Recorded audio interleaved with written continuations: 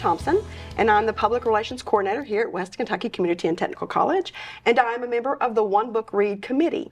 And today we're going to be discussing the One Book Read, particularly our 2023-2024 book, World of Wonders in Praise of Fireflies, Whale Sharks, and Other Astonishments by Amy Nesmith-Tuttle.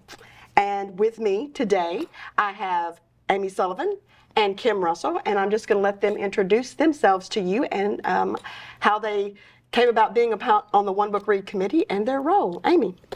I'm Amy Sullivan, and I'm the Director of Library Services at West Kentucky Community Technical College, and I've been involved in the One Book Read off and on for many years. I've been here at the college for 12 years, but I started being involved with One Book Committee in 2013 when I was asked to be on the committee, and I got to observe my first year, and then I moved up to be chair of the events committee, and that is what I am actually now. I had a little break I was the chair for about 5 years, and then I had a break, and now I'm back as of this year as the chair of the events planning committee for the One Book Read, which is different from the selection committee, as Kim's probably going to tell us. So I'm Kim Russell. I have been at the college since 2005. So I was there from the beginning with the One Book. We were actually having a college picnic one day, and one of my colleagues had this idea of, man, wouldn't it be cool if we could read this one book together and we could bring in the author? And she was excited about a particular book, and it kind of went from that conversation and has grown into this. So I've been kind of part of it from the ground floor, from the very beginning. Took a little hiatus for about 4 years from the committee and got some new, fresh ideas. And now I'm really excited to be the chair of the selection committee. So it looks like I will be working with my group to select future One Book Reads starting this year. Great, great. I too have been since the beginning working with marketing the One Book Read, and it's always been an exciting venture to have a One Book Read and share that process with our faculty, staff, and our students in our community. So, excuse me, I just kind of want to start out, Amy, with how did the WKCTC One Book Read begin? So as Kim mentioned, it's been a little bit that we've been doing this. Actually, this is our 16th year. We've done this for a while, but in 2008 is when it began. And it started with this idea that you mentioned. Someone mentioned Todd Birdsong was a former technical director here at the Clemens Fine Arts Center and also the director eventually, but he kind of had an idea and spoke with Gail Robinson Butler, who was our former director of the Clemens Center, about the idea of bringing a featured speaker as a common read type situation to campus. Melissa Duncan, who is the director of our Challenger Learning Center, was also part of that because that book was actually Rocket Boys by Homer Hickam, was the first book and the first idea for this. And so that topic was, of course, near and dear to Melissa Duncan at the Challenger Learning Center, and she had an idea for funding to bring that speaker here. They brought him. It was so successful that so much participation through that event that they decided to start an annual One Book Read.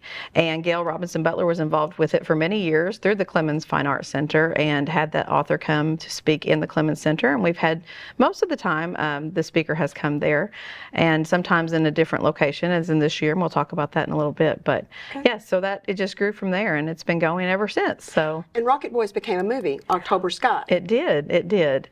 And that was one of the connecting events with the book, and we're trying to talk about that too, other events that lead up to the author visit.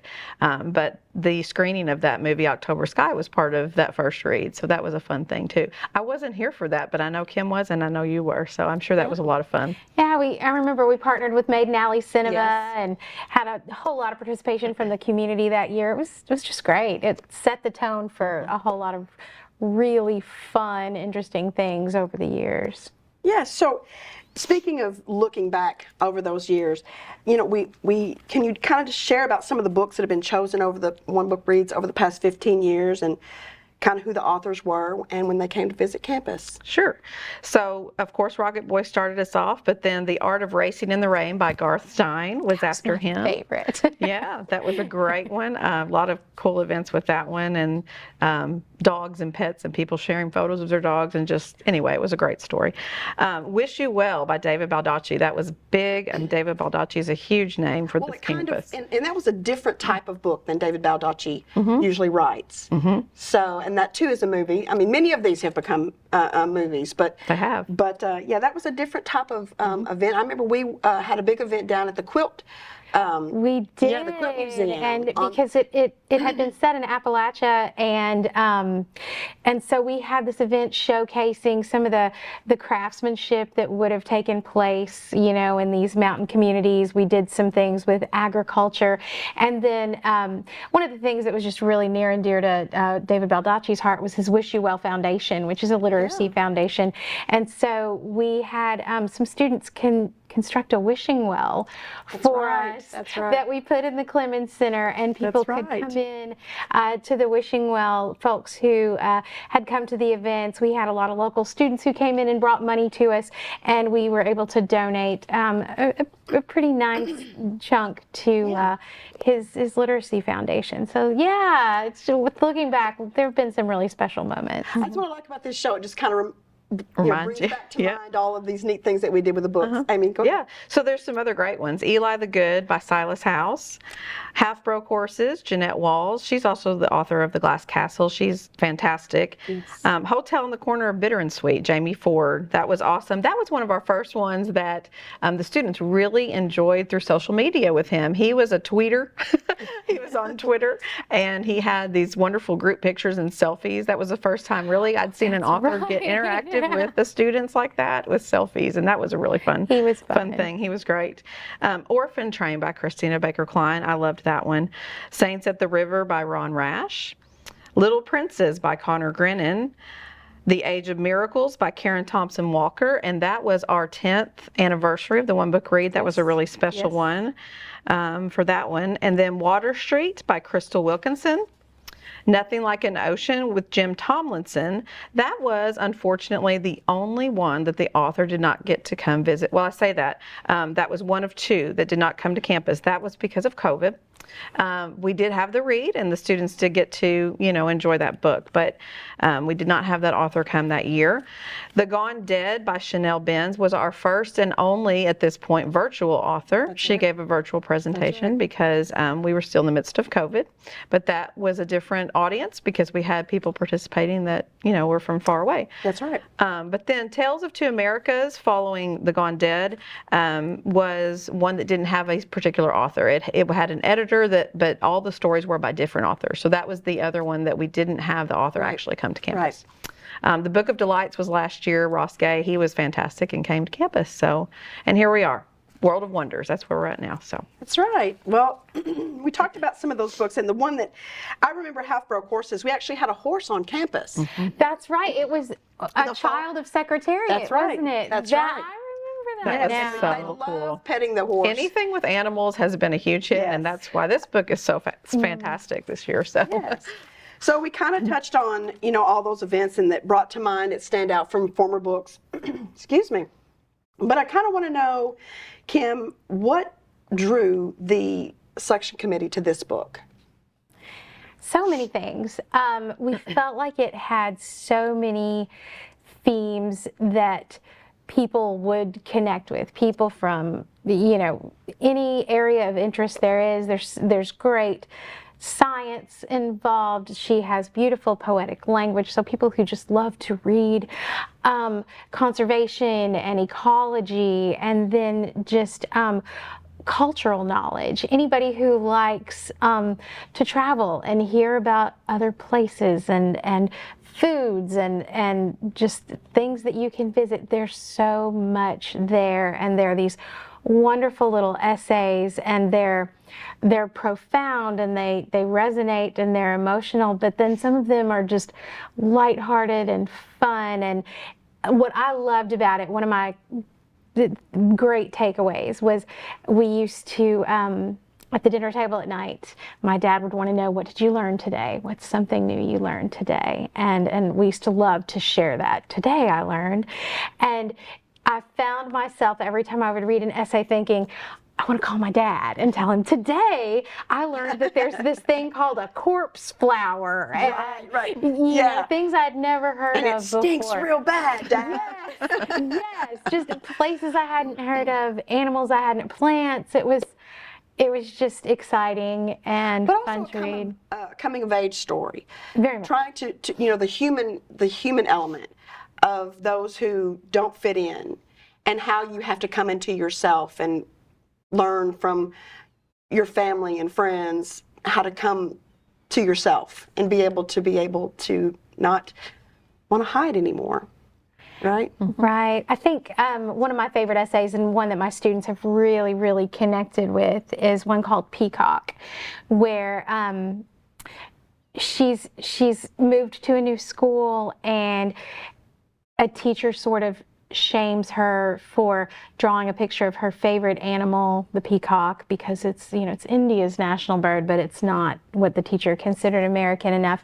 And it sends her for many years sort of hiding that identity and being proud of being from somewhere different, and that's okay. And in the end, at the end of the essay, she's finally able to say, my favorite color is peacock blue. And Right. she's able to own that and be proud of, I love peacocks, and that's okay, Right. But she takes us through that journey of wanting to hide Self-discovery. that, and just being embarrassed of that, and even going home and sort of having this little tantrum with her father. There's too many peacocks hanging up around here, and Yes. and he undecorates the house, and it's sort of sad. And so you see that come full circle at the end, and there's a lot of pieces like that. It's lovely. So those are some of the themes you kind of talked about. We were talking before we started recording how the theme of that hiding really stood out to me. I wrote in my book several times of instances where she just felt like she wanted to hide away because she was different.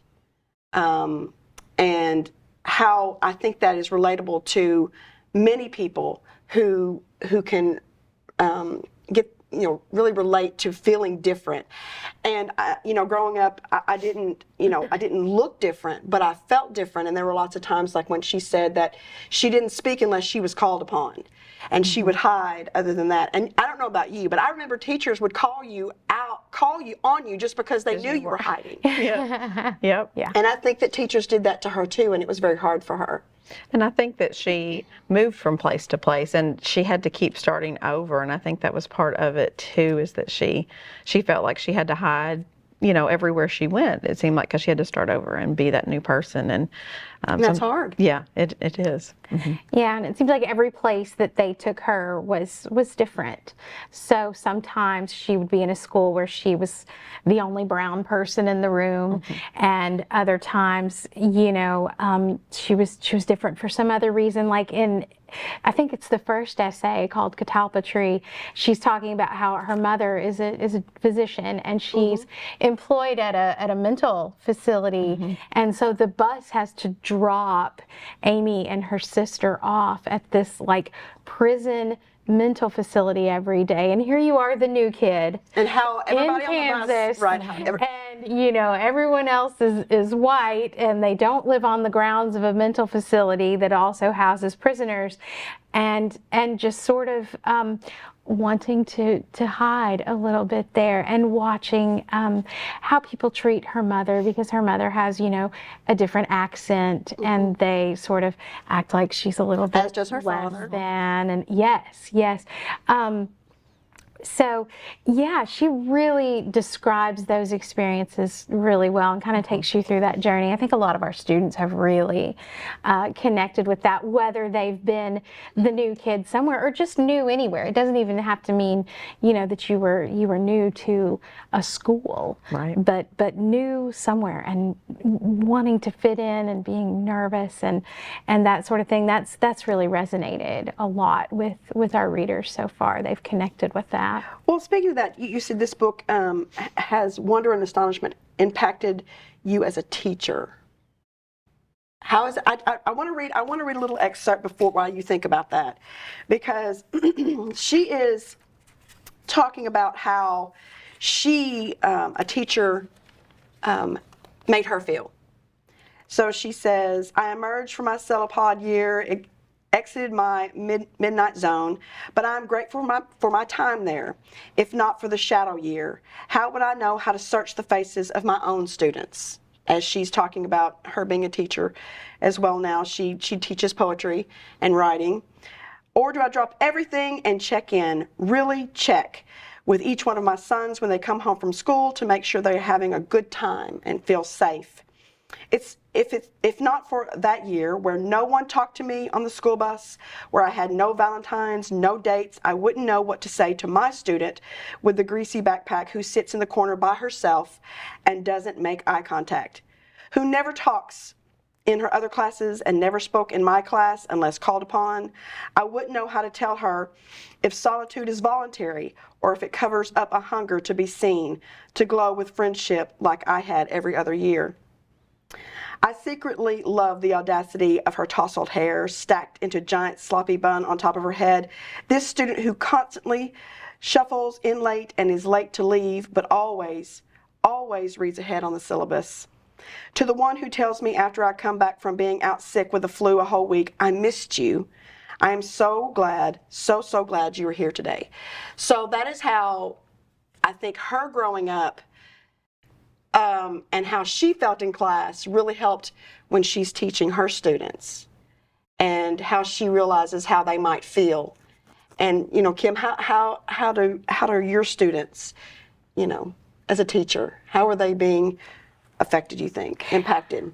I've read some just beautiful essays about this book, whether it's writing about their connection to home or their own identities and learning to embrace who they are and be proud of that. I've had some essays from Hispanic students who, felt different and felt uncomfortable, but have come to really embrace that and be proud of that and showcase those things. And it's just gorgeous. And the students are also just really excited to talk about some of these creatures and plants and talk about some of their own favorite animals, favorite places. One of the things that I do when I start my classes every day, to sort of determine who's there instead of calling their name, I'll assign them something. So one day I asked them to, instead of saying their name, when I would call their name, whatever, they would say, my favorite animal is blank, or my favorite plant is. And so we've just had so much fun with it, learning about these new things and sharing, facts and trivia about stuff that you may think you know about, but hey, did you know that? And that's been really fun. Like, learning about, a group of flamingos is called a flamboyance, or a parliament of owls, things like that we've just taking a minute and having fun and appreciating some of the weird and wonderful stuff around us. And I think this has given us a really good opportunity to start those conversations. So Kim teaches Kim teaches our English classes. She's our English program coordinator. Okay. And our English 101 students are all required to read it, but she makes it so much fun, and so do the other instructors, because it is a required reading, but that's part of the selection. This whole thing is a process that we try to select something that the students are going to become engaged in, and not just the English students who can write about it and discuss it, but also people on campus. As she mentioned, the biology department hopefully has taken to this and spreading this information to their students because of all these wonderful animals and things like that, and the plants in here. And the community and the book clubs hopefully are reading this book. And yes. So we talked about how it affects you as a teacher, but Amy, we want to talk about how this book has affected you personally, you and Kim. How do you feel like it's affected you personally? I sort of see this as a continuation sort of from last year with the Book of Delights, yes. Because we always we don't want to talk about COVID, but we do still feel those effects. And so the Book of Delights was really one of the first, the authors coming back to campus after we've experienced COVID. And the Book of Delights was chosen because of a theme of looking at the world around you also, and what delights you and what makes you think about what's wonderful in the world. And this is sort of a continuation of that in a different way, I think, because it's nature and what's natural around you for sure, not just experiences, but these odd creatures that I've never seen either or heard about are really causing me to think about and wonder about what other creatures are in the world and what you can appreciate about the world around us. So that's how it's affecting me. It really is just beautiful nature. And our illustrations, I don't know if I'm going to talk about that a little bit, but the illustrations in here and seeing these creatures plus hearing about them is really fascinating to me. Times to It look is at the one of picture. the prettiest books To I look at have the picture ever when seen. she's really describing it. But I think what affected me is that, yes, it's all about that, but how that affects us as humans. You know, how she can tie all that around to humanity. Right. Is how it impacted me, Kim. I think there's so many takeaways, but one of the ones for me was just thinking about issues of conservation and being good stewards of the planet, and hearing about some of these just magical creatures who are disappearing, and not being well cared for, and people, again, not even knowing that they exist. I mean, did you know there was a dancing frog until you read this book? No. I didn't. You know, things like that. And it seems so sad to think that just as we're hearing about them, that they exist, oh, by the way, they're almost extinct, you know, and here's the danger that we're putting them in. And just thinking about being more appreciative, being more aware, being more careful about those things. Speaking of one of those, another one I kind of wanted to read was the cassowary. You know, how that's kind of, many of them are being, you know, humans are what's kind of taking the cassowary out. She mentioned that some of them are getting hit by cars because they're, you know, humans are really kind of taking that, kind of making them be more extinct. But one of the things that she talked about is how they have this real guttural sound. It's real deep, almost where humans can't hear it. But she says, the phrase, "I can feel it in my bones," is synonymous with, "I know it to be true." What if the cassowary's famous boom, she calls it a boom because humans can't hear it, is also nature's way of asking us to take a different kind of notice of them, to not just appreciate and admire cassowaries for their striking looks and deadly feet. She did mention how they can kill with those claws. But to sense their presence on this earth. Suppose that boom shaking in our body can be a physical reminder that we are all connected, that if the cassowary population decreases, so does the proliferation of fruit trees, and with that, hundreds of animals and insects that become endangered. Boom. I want to tell the people at Siesta Key who I see dumping empty potato chip bags into the shrubs of sea grapes from my blanket on the beach. Boom. To the man in his truck in front of me on Highway 6 who tossed the whole empty fast food sack out his window and then later a couple of still lit cigarettes. Boom. I want to say to the family who left their empty plastic water bottles on a beach at Niagara Falls State Park only to have 2 of them blow over and plummet into the falls. Don't you see, we are all connected. Boom. And that just really stood out to me because, like you said, everything we do matters and affects someone else or something else.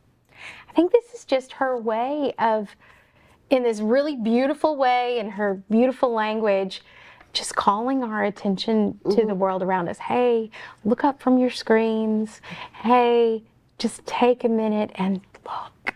And I think we're probably all guilty. I agree. Of not always doing that. taking a look. We wanted to, Amy wanted to see the well, I just lost it. Well, we did this is a picture. I don't know if you can zoom into this. This is the picture of the cassowary. Is it this the castle? No, yeah, the Sunday that's castle. right. Yes, that they called because of this thing on top, the little dinosaur or something.